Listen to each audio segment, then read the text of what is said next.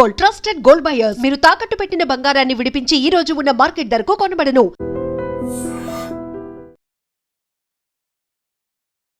So ఇండియాలోనే first time ఈరోజు విశాఖలో ఉన్నటువంటి పోలీస్ అండ్ హోమ్ గార్డ్స్ ఫ్యామిలీలో ఉన్నటువంటి 9 నుంచి 14 సంవత్సరాల గర్ల్ చిల్డ్రన్కి హెచ్పివి వ్యాక్సినేషన్ అనేది పెద్ద ఎత్తున కార్యక్రమం జరుగుతోంది. ఇందులో నాట్కో ట్రస్ట్ కానీ, చైతన్య స్రవంతి, లయన్స్ క్లబ్ వీరందరూ పార్టిసిపేట్ చేయడంతో పాటు విశాఖ నగర పోలీస్ కమిషనర్ శంకబ్రత బాగ్జీ గారి ఇనిషియేట్తో ఈ కార్యక్రమం జరుగుతోంది. ఇందులో former DMNHO doctor Sarojini madam కూడా పాల్గొన్నారు. అయితే ఈ హెచ్పివి వ్యాక్సినేషన్కు సంబంధించి పెద్ద ఎత్తున అవేర్నెస్ పెరుగుతోంది. ఖచ్చితంగా 9 నుండి 14 సంవత్సరాల లోపు ఆడపిల్లలకు ఈ వ్యాక్సినేషన్ ఇవ్వాలి అన్నారు. అయితే ఈ వ్యాక్సిన్ తీసుకోవడం వల్ల ఎలాంటి ఉపయోగం ఉంటుంది? ఇప్పటికే గర్భాశయ ముఖద్వారం దగ్గర వచ్చేటటువంటి క్యాన్సర్ గురించి పెద్ద ఎత్తున అవగాహన పెరుగుతున్నప్పటికీ కూడా ఈ సర్వైకల్ క్యాన్సర్ అనేది ఎలా వస్తుంది, ఈ హెచ్పివి వ్యాక్సినేషన్ దానికి ఎలా ఉపయోగపడుతుంది, వివరంగా తెలుసుకుందాం మేడం గారితో మాట్లాడి. నమస్కారం మేడం. నమస్తే. సర్వైకల్ క్యాన్సర్ అనేది ఎట్లా వస్తుంది, ఎన్ని కారణాలు ఉంటుంది? ఈ సర్వైకల్ క్యాన్సర్ అనేది ఏంటంటే గర్భాశయ ముఖద్వారానికి సంబంధించిన క్యాన్సర్. మనం గర్భసంచిలో ఏంటంటే బాడీ సర్విక్స్ అని 2 పార్ట్స్ ఉంటాయి. ఈ సర్విక్సే నుంచి వచ్చేదే సర్వైకల్ క్యాన్సర్, గర్భాశయ ముఖద్వారానికి సంబంధించిన క్యాన్సర్. ఈ క్యాన్సర్ ఏంటంటే మనకి ఈ సర్వైకల్ క్యాన్సర్ అనేది ఇప్పుడు మనకి second leading cause of death. మనకి మ్యాక్సిమం నెంబర్ ఆఫ్ కేసెస్ చూసుకుంటే బ్రెస్ట్ నెంబర్ 1 ఉంటే సర్వైకల్ క్యాన్సర్ అనేది 2వ కారణంగా ఉంది. ఈ సర్వైకల్ క్యాన్సర్ ఎలా వస్తుంది అంటే ఎక్కువగా ఎర్లీగా సెక్స్కి ఎక్స్పోజ్ అయిన వాళ్ళు, అంటే ఎర్లీ మ్యారేజెస్, అలాగే మల్టిపుల్ సెక్షువల్ పార్ట్నర్స్, గర్భాశయానికి సంబంధించిన రకరకాల ఇన్ఫెక్షన్స్, అలాగే ఇమ్యూనిటీ తగ్గిన వీళ్ళల్లో కూడా ఈ తర్వాత ఈ ఇన్ఫెక్షన్స్, వైరల్ ఇన్ఫెక్షన్స్, వీటన్నిటి ద్వారా కూడా ఈ సర్వైకల్ క్యాన్సర్ రావడానికి అవకాశం ఉంది. ఈ సర్వైకల్ క్యాన్సర్కి సంబంధించి హెచ్పివి వ్యాక్సిన్ కూడా ఒక కారణం.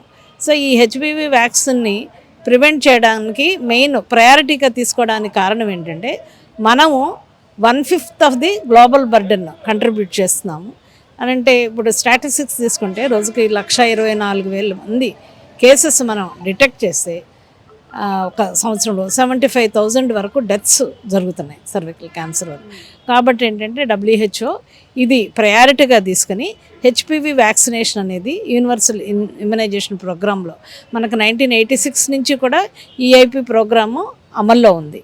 దీనిలో ఏంటంటే ఇప్పుడు సుమారుగా 11 ప్రాణాంతక వ్యాధులకి మనం వ్యాక్సిన్ ఇవ్వడం జరుగుతుంది.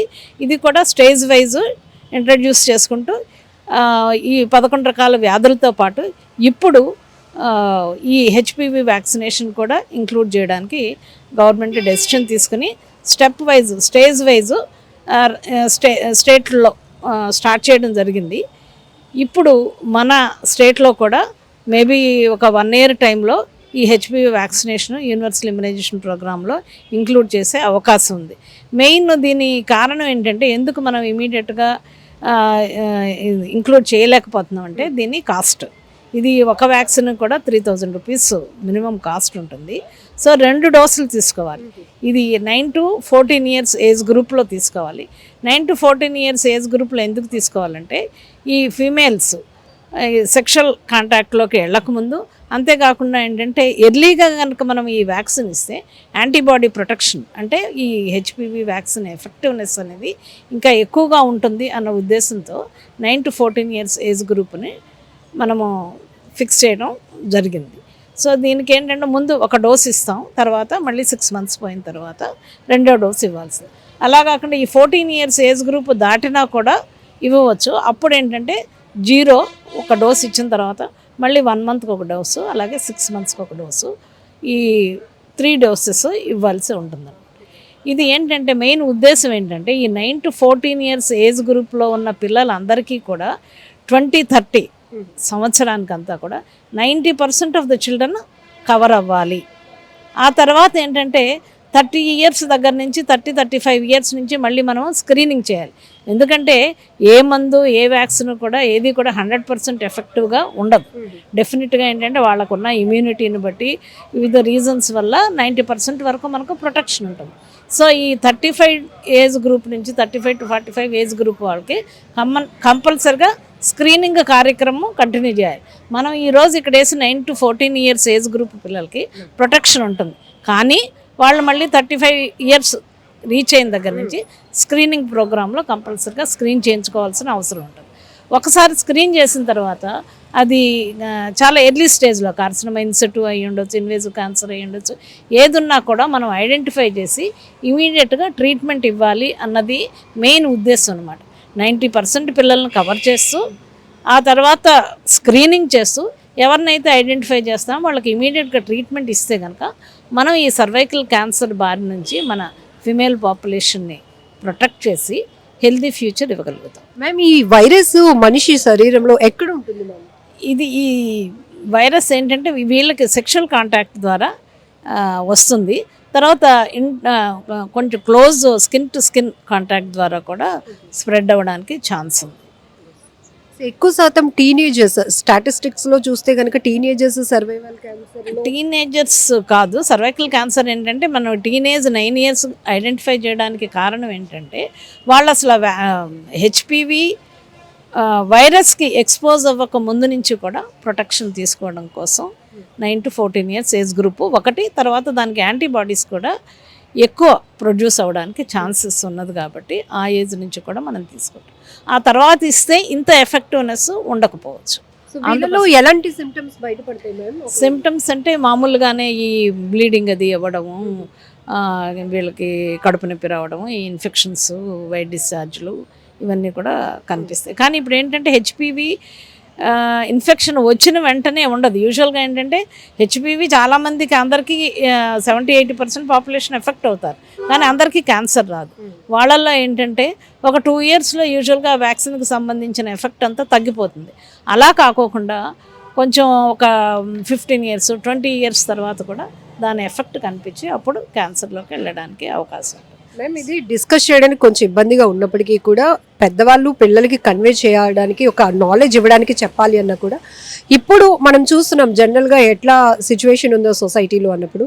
సో వాళ్ళంతా వాళ్ళే పేరెంట్స్కి కానీ ఎవరికి చెప్పుకోలేని వాళ్ళు నేరుగా డాక్టర్ గారి దగ్గరకు వచ్చి ఎట్లాంటి టెస్టులు చేయించుకుంటే బెటరు అంటారు?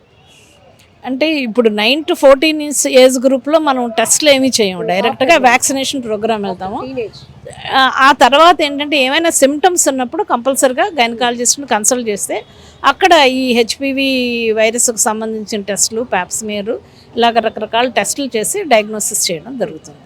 సో ఇది హెజిటేట్ చేయకుండా ఆ కన్సర్న్డ్ గైనకాలజిస్ట్ని కానీ లేకపోతే హెల్త్ కేర్ పర్సనల్ ఎవరైనా, ఇప్పుడు మనకి ప్రతి విలేజ్లోనూ కూడా ఇంటీరియర్ ప్లేసెస్లో కూడా ఆశాస్ ఉన్నారు, వాళ్ళ దగ్గరికి వెళ్ళి ఈ ప్రాబ్లం ఉంది అంటే వాళ్ళు కన్సర్న్డ్ డాక్టర్ దగ్గరికి తీసుకెళ్ళి టెస్ట్ చేయించడం, దాన్ని డయాగ్నోస్ చేయించడం, దానికి తగ్గట్టుగా ట్రీట్మెంట్ ఇవ్వడం జరుగుతుంది. వ్యాక్సినేషన్ తీసుకున్న తర్వాత ఫీవర్ లాంటివి చిన్న ఎనీ అదర్ వ్యాక్సిన్ అనమాట. మనం మామూలుగా యూనివర్సల్ ఇమ్యునైజేషన్ ప్రోగ్రాంలో కూడా వ్యాక్సిన్స్ ఇస్తున్నాం. ఇచ్చినప్పుడు కూడా ఏంటంటే చిన్న ర్యాష్ రావడం, రెడ్నెస్ రావడం, లేకపోతే ఫీవర్ రావడం ఇలాంటిది ఉంటుంది. సేమ్ అంతే, ఇందులో కూడా అదే ఉంటుంది తప్పితే మేజర్ సైడ్ ఎఫెక్ట్స్ కానీ ప్రాబ్లమ్స్ కానీ ఏమీ ఉండవు. This already time tested vaccine. మన దగ్గర కొంచెం లేట్గా స్టార్ట్ అవుతుంది. మన దగ్గర కూడా ప్రైవేట్ సెక్టార్లో గైనకాలజిస్టులు, పిడియాట్రిషియన్లు అందరూ కూడా ఇస్తున్నారు. మ్యామ్, ఇప్పటికీ దీని మీద కొంచెం అంటే అవేర్నెస్ పెరిగింది, కానీ దీంట్లో అపోహలు కూడా కొంతమందికి ఉన్నాయి. సో ఏం చెప్తారు మహిళలకి? అంటే ఈ వ్యాక్సిన్ గురించి అపోహ పడవలసింది ఏం లేదు. డెఫినెట్గా ఇది అంటే యాక్చువల్గా చెప్పాలంటే ఈ హెచ్పివి ఇందులో హై రిస్క్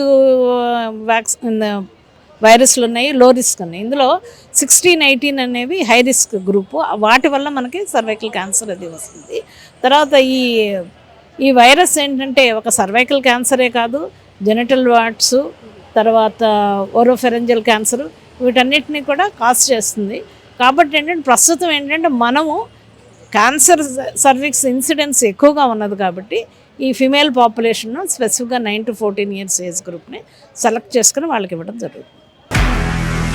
నిజంగా ప్రస్తుతం ఉన్నటువంటి సమాజం దేనికి ప్రయారిటీ ఇస్తుంది? ఆర్థిక సంబంధాల చుట్టూ మాత్రమే తిరుగుతుంది. మళ్ళీ ఎన్నికలంగానే చాలా విరక్తి కలుగుతాను. మంచి అనిపిస్తుంది కదా, లేడీస్ కూడా ఛాలెంజింగ్ జాబ్స్ చేసినప్పుడు చాలా బాగుంటది. ట్రాఫిక్ అసిస్టెంట్స్ గా నియమించిన ట్రాన్స్జెండర్స్ అందరితో సాల్యూట్ చేయించుకుంటున్నారు. ఫుడ్ డెలివరీ ఇవ్వటానికి వెళ్ళినటువంటి డెలివరీ బాయ్ అనిల్ పై కళ్ళ ముందు